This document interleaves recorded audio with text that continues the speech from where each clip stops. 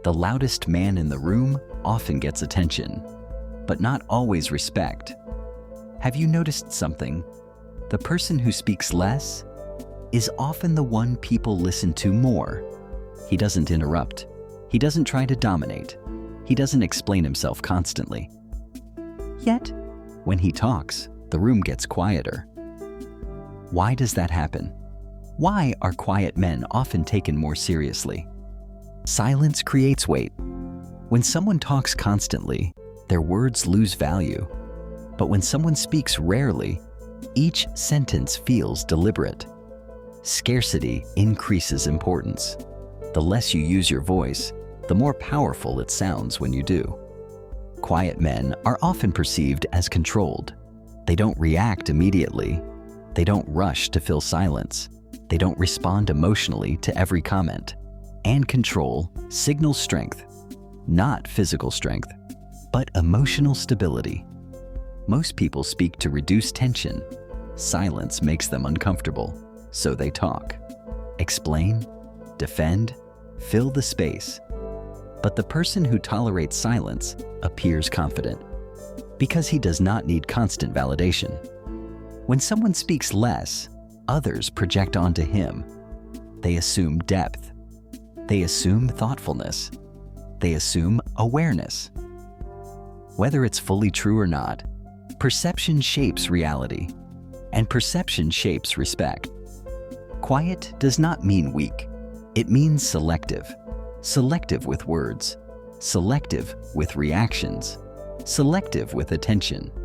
And selectiveness communicates value.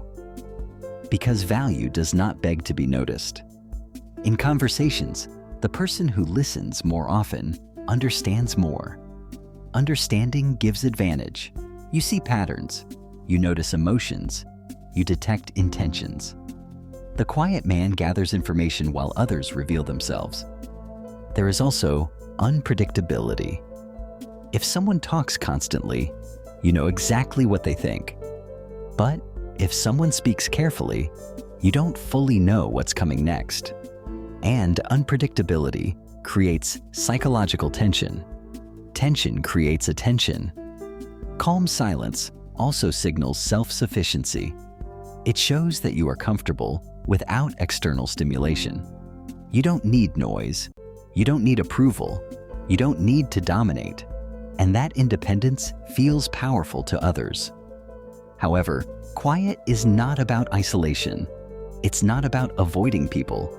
It's about choosing when to speak. Measured words, measured tone, measured reactions. Restraint builds authority. Many men believe they need to be louder to be respected. But volume is not authority. Consistency is. Control is. Composure is. And these traits often show up in those who speak less and observe more. So being quiet is not about disappearing. It's about presence without noise. The ability to remain steady while others react. Because respect is rarely forced. It is sensed, and often it begins in silence.